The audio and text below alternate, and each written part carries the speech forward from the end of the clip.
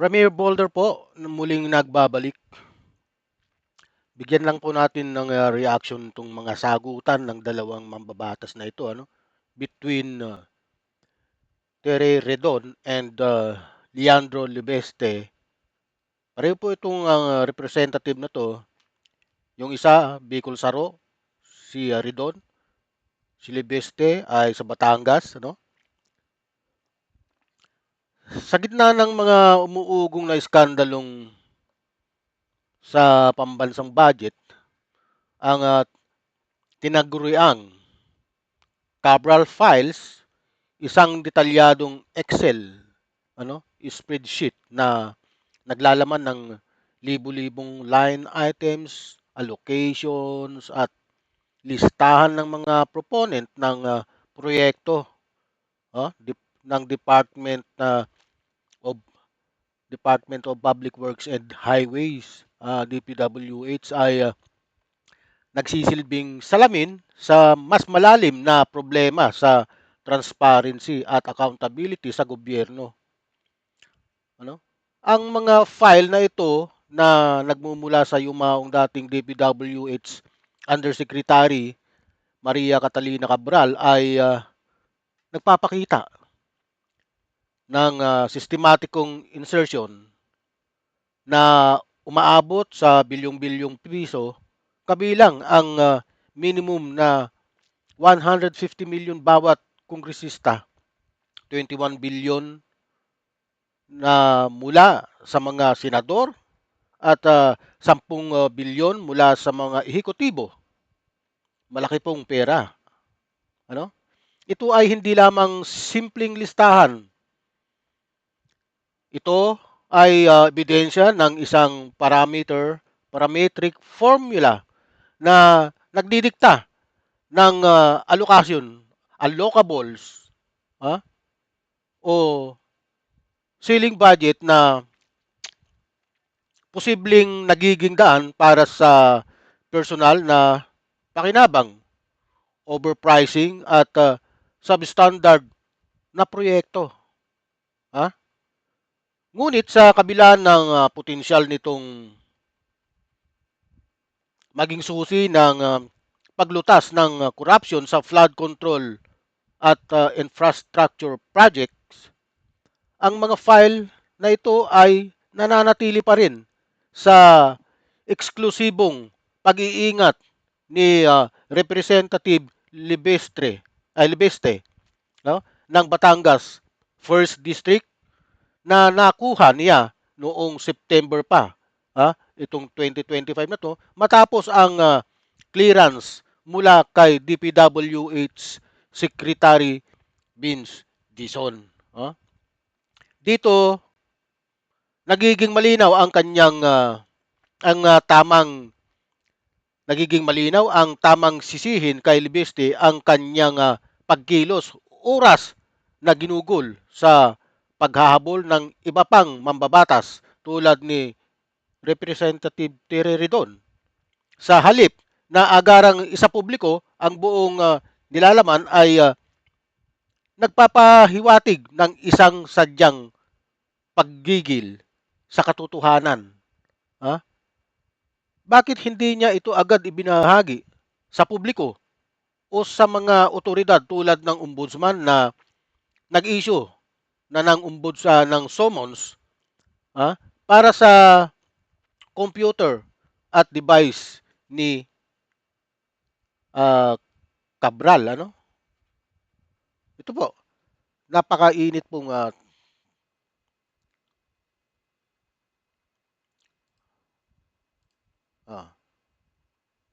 Kakausap po natin ngayon kaugnay dyan si Bicol Saro Party List Representative Terry Ridon. Magandang gabi po sa inyo, Congressman Ridon. Ay, magandang gabi po. Maraming salamat sa pag-imbita. Opo. Yung basis po ng pagkakatawag po ninyo ng super sinungaling kay Congressman Lean Leviste. Well, alam po ninyo, sa dalawang mga malalaking mga programa kahapon, ang sabi niya ho, meron daw po akong insertion sa 2025 budget. Pero problema po roon, hindi pa ako kongresista nung binubuo po yung 2025 budget ng 2024. Kasi kakapasok ko po lang po ng June 30, 2025. So paano ako makakapag-insert? Dito pong mga project insertions po for the 2025 budget. And di siyempre, napa-attract siya ron. No? Sabi niya, hindi, I'm referring only to Bicol Saro projects. No? Pero if you review the transcript, talagang ang kanyang those two programs. It was Terry Ridon who made the insertions in the 2025 budget. Kaya sinabi ko sa kanya talaga, super sinungaling at fake news prince. Ito pong si Congressman Leviste. So ano po sa palagay ninyo ang basihan? Kung umatras po siya, did he apologize? Or ano po sa tingin ninyo ang motibo ni Leviste? I think it was originating on a challenge to him to basically just release the Cabral list. Kasi nga ho, sabi niya, siya di naman ho nagsabi, it is too important. Meron daw congressman, may senador, may public, may mga executive officials, and meron po nga private individuals na who made insertions. Tama nga naman. Bakit hanggang ngayon, ikaw, Congressman Libiste, bakit hanggang ngayon hinahawakan mo pa yung files na galing kay Catalina Cabral? Bakit hindi mo pa o i-turn over mo na lang sa ombudsman upang mapag-aralan ng ombudsman, di ba? Isa yan sa mga hinihintay ng taong bayan upang malaman kung ano yan, mga nilalaman ng files na yan. Eh bakit hanggang ngayon iniingatan mo pa? Ang hirap kasi sa'yo, putak ka lang ng putak. Wala kang aksyon.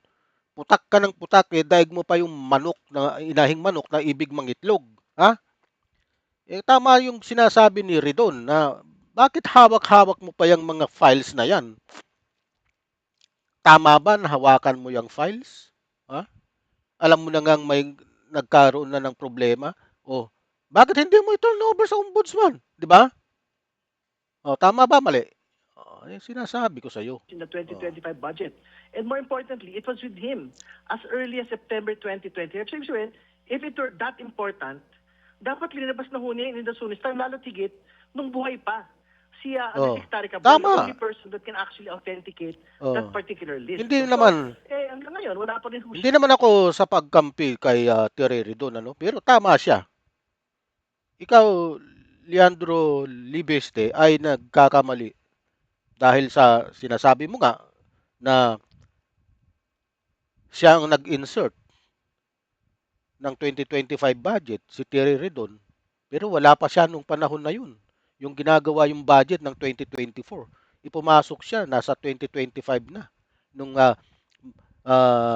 June, di ba? Di ba ang election is Mayo. Halos kayong dalawa magkasabay kayo.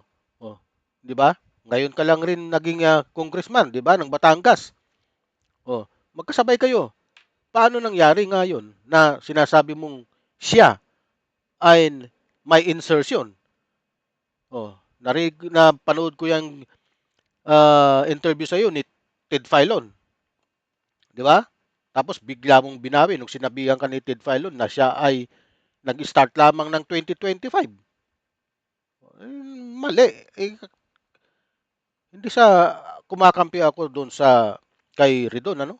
Pero talagang mali. Dapat kapag nagpahayag ka, tignan mo kung yung tama lang. Huwag kang atras abante, para kang lagari. Ha? Lagari atras abante. Ganun. Kalokohan yun, yung mga pinagsasabi mo. Yun tama lang ang sa publiko natin. Huwag yung puro kasinungalingan. Ha? Kasi gusto mo lang yatang mapansin ka ng taong bayan. Ewan ko sa iyo kung anong gusto mong palabasin dyan sa ginagawa mong yan. Ha? Leandro Libeste. Siyang linalabas na listahan. I don't know the reason kung bakit po siya nagpipigil dito po sa paglabas po ng dokumentong ito. Ang kanya pong paliwanag kahapon ay dahil po sa kailangang maberipika daw ang accuracy ng listahan at tanging si DPWH Secretary Vince Dizon lamang daw ang maaaring makapagsabi nito. Ano po ang inyong reaksyon doon? Well, una, hindi ho totoo yun. Kasi una sa lahat, ang sabi niya nung umpisa, when he was being challenged, sabi niya, well, House members didn't want the list to be released. And I told him na, well, there's nothing stopping you from releasing it, your House member.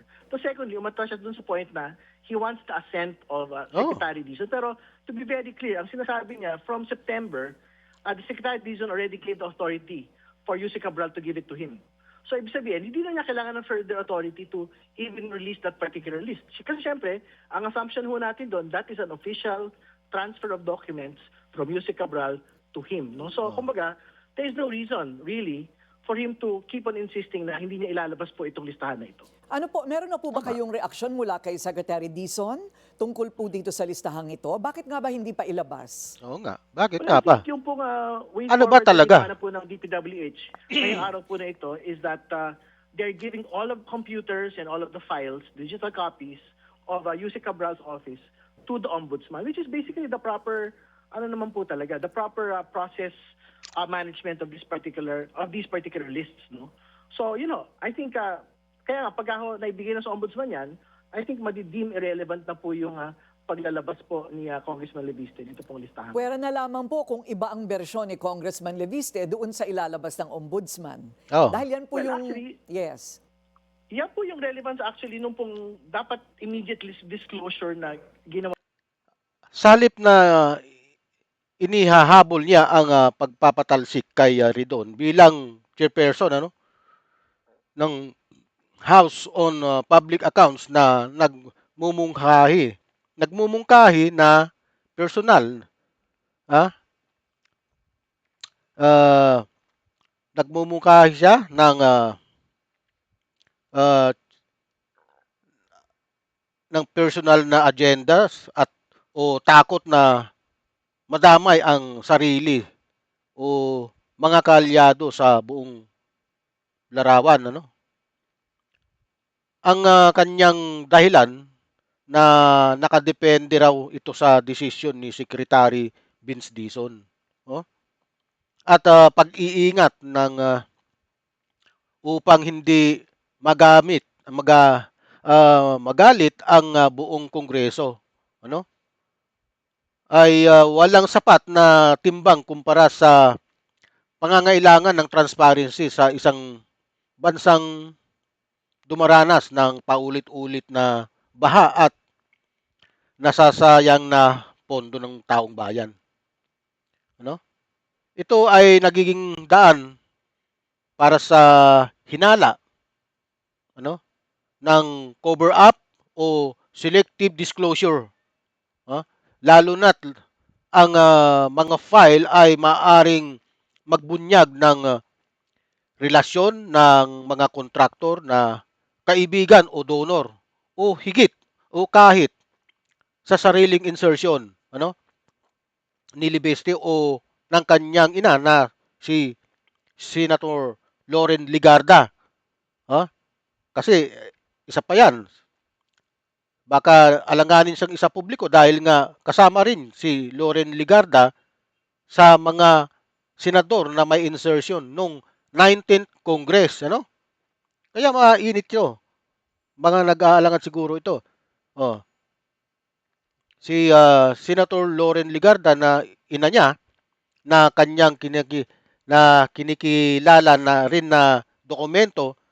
Sa uli, ang pag-iingat ni Libeste ay hindi lamang kawalan ng katapangan.